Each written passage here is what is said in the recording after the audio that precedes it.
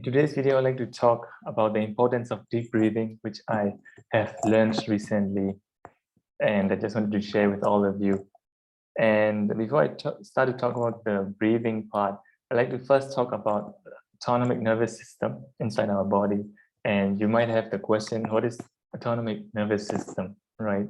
I didn't know that as well before. So autonomic nervous system is a system inside of us which regulates everything inside our body, from digestion to function of the liver to detox toxins, and also the function of kidneys and the function of the muscles, and also the oxygenation of the blood. All these functions is controlled by this autonomic nervous system. And because of this, it can lead into 3 modes inside our body. And I'd like to talk about those 3 modes briefly before I come back to this breathing part. And the first mode is called social engagement mode. It's also known as parasympathetic nervous system. And in this mode, you feel very safe, you feel secure, you feel peace, you feel the love, and you can feel the compassion. And actually, this is the mode where you function normally as a human being. Everything, all of the function inside the body, your digestion, as I just said, the circulation of the blood, the function of the liver, kidneys, everything, repairing of your cells, all these things function in this mode properly. And also in this mode, you have that motivation, you have that clear mind where you can plan and think of your future. You can solve problems in this mode because you're very calm and collected. And you can also regulate your emotions in this mode because you can think properly, you can process your emotions, and also you can be authentic. You can be free to be your authentic self. You don't have to fake anything, or you don't have to have any mask. You can be free to be yourself in this mode. And also, some people call this mode the learning mode, because in this mode you can learn about different things. You can try different things in your life. You can try new things. You can go outside your comfort zone in this mode, because when you try new things in this mode, and when you fail, when things don't work out the way you want to work out, when you fail, you get back up. You're most likely to get back up and try again, do it again in this mode, because you function as a healthy person in this mode, basically. So this is the first mode. And the second mode is called fight or flight mode. And it's also known as social activation mode. And some people call, and it is also known as your sympathetic nervous system. And in this mode, basically your heart beats faster in this mode. And also in this mode, your adrenal glands start to get activated. So there's more cortisol, stress hormone in your body. And also because of that, you will also increase the temperature of your body, and you will start to sweat in this mode. And basically in this state, you will literally experience the world differently. You see from the lens of a possible threat. So every time you see someone maybe smiling at you, but you feel suspicious of the person, and just a neutral face might even become dangerous or hostile as well. Maybe you have experienced that in your life. I've experienced it personally. Some people, when you talk to them, if they are being agitated, if they're angry or frustrated about something in their life, when you just smile to them, say some good things to them, they think that you're being sarcastic, you're making fun of them, and yeah, they see in a different lens. You are just being friendly, but they see from the lens of suspicion and hostility. And actually it's because they are in that mode, they can be triggered easily, and because they're activated, they're always scared, they're always anxious, and they fear something bad is about to happen always, even if they are in the safest place, where everything is calm and everything is in a good state. They feel that anxiety always, and because of that, they sweat a lot. They get anxious a lot. They rush things. They're not calm and collected. It's actually because they are in this state. And when people are in this state, they can't regulate their emotions. They can't think properly. Their mind is foggy. They can't plan for the future. And also they can't have a connection with other people. They can't create those friendship bonds when they're in this state, because they're always fearful and they don't trust and they don't feel safe in this state. And they have trouble with concentration, with focus. They can be distracted very easily. And lastly, they have difficulties delaying their gratifications. So they can be easily addicted to different substances, or they can be addicted to food or things outside, external things like movies, hanging out with friends, or binge watching movies, or binge watching sports, or things like that. So this is the second mode, which is the fight or flight mode, the sympathetic nervous system. And the first one was the parasympathetic nervous system and the social engagement mode. And lastly, the third one is called immobilization. And it's also known as dissociation mode. And in this mode, basically your whole body shuts down. Your heartbeat slowly comes to a halt, nearly comes to a halt. Also, your metabolism also the same as your heartbeat. And in this mode, your bowels may completely release, or it will clench up or hold tight. So you may have difficulties going to the bathroom in the morning. You'll suffer with constipation. And in worst case scenario, in this mode, people will stop breathing completely, and they can even pass out in this mode.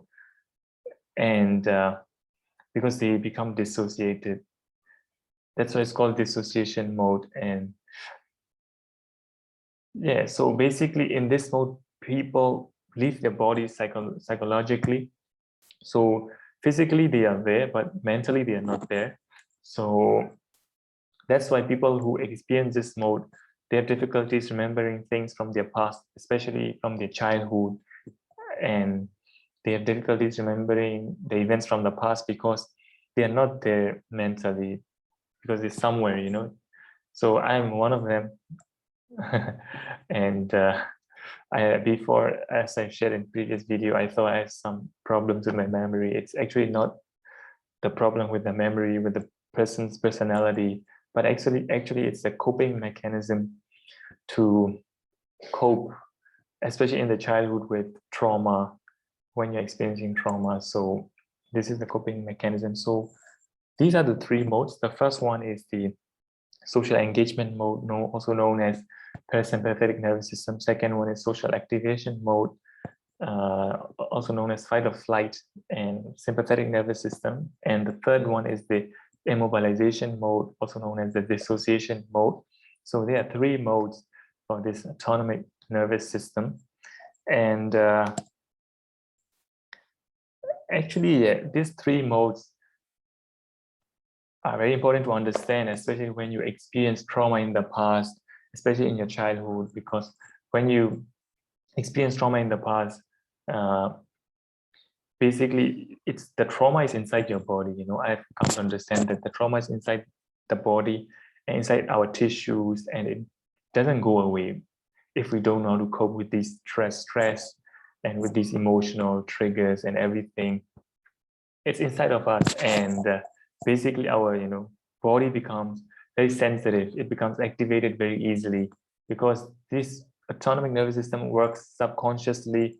As I've said, we have no control over this whatsoever, apart from our breath. It's the only thing which we can control, whether we breathe deeply or we breathe shallow. That's the only thing which can control this. It works subconsciously, and when you have experienced trauma in the past, especially in the childhood, as I've said, you are easily activated. So you're in that state of constant stress, fears, anxiety, you're scared of your surroundings, and you sweat a lot, you can't focus, you have difficulties with delaying gratifications, as I've said, because you're in that, you're easily in the fight or flight mode, and you just can't get out of that mode. You're perpetually in that mode, and actually it's not healthy for you if you're in that mode. And as it happens subconsciously, sometimes you might not even be aware of that. You might be addicted to those emotions, and you're basically in that vicious cycle that you can't get out of, And it's something which I've learned recently, which is really cool, and it's really helping me with my life, with the transformation. So I'd like to come back to the breathing part. So when you breathe deeply, your heart beats slower and your mind becomes calmer. So there's only way you can control your autonomic nervous system. There's no other way to regulate your heartbeats and also regulate how fast or slow your liver detox in your body. And in contrast, when you breathe shallow and fast, you are activating that sympathetic nervous system, that fight or flight mode, because your heart will beat faster, and you'll start to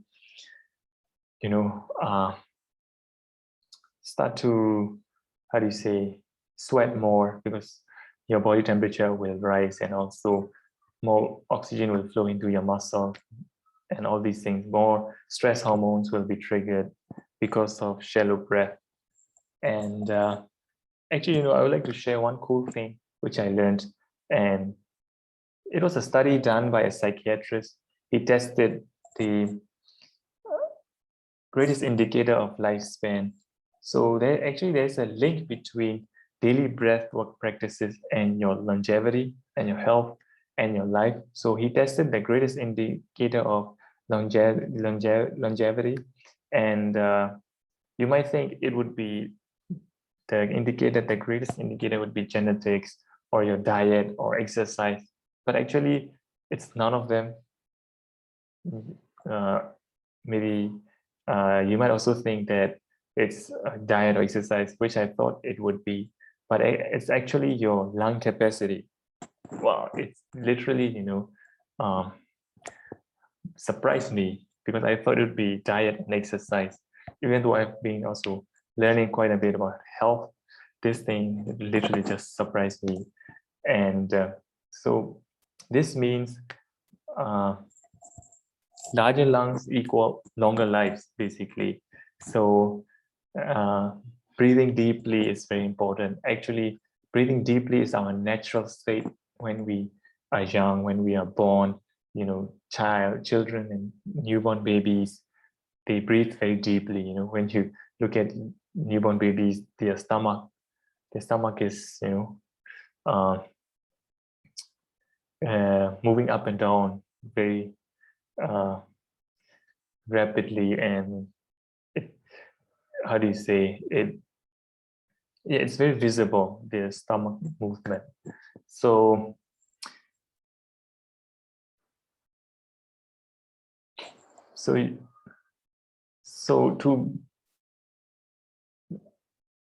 before I talk about breathing deeply, yeah, actually yes. Maybe I'll talk about that. So to deep breathing, I learned that I have to breathe through my nose and exhale through my mouth. So when I breathe deeply, I have to relax my stomach. So basically, I learned that from books and from different seminars, which I didn't know before. So to breathe deeply, I have to relax my stomach. So I have to breathe from the lowest part of my body. So when I relax my stomach, that diaphragm can go down, and the lungs can be filled to its maximum. So I breathe deeply through my nose, and as much as I can breathe, and after that I will hold my breath for about 2-3 seconds. And then after that, I'll slowly release from my mouth. So that would be 1 rep. And one action step you can start doing today to breathe deeply is to do like this kind of reps once in the morning and once at night. So 10 times in the morning and 10 times at night. That's what I'm doing right now as well. And it's really helping me with everything actually, because when you breathe deeply, it helps you with your mental health, physical health, and also your emotional health. And yeah, because breathing, deeply is one of the greatest tools inside our body to heal itself, because it lowers the blood pressure, it lowers the heartbeat rate, and it oxygenates our blood, and it decreases the stress hormones. Also, it exercises the lungs, and I learned that it also increases your physical and mental energy. And also, lastly, it increases our immunity. And you can look more into about the Iceman called Wim Hof. So also, other monks and other people who master this meditation, some people do this breath work for about 2 hours, a few hours, like 2 hours every day. And after that, they mastered so much that they can regulate their body temperature through this breathing, and they can regulate the immune system through this. So yeah, the video is getting a bit long. So yeah, with breathing, it can literally change your life, and you can start to do this if you haven't been doing deep breathing in your life.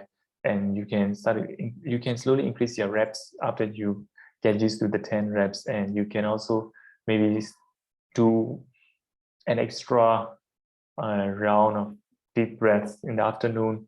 And actually, in personal development, I learned that if I start to add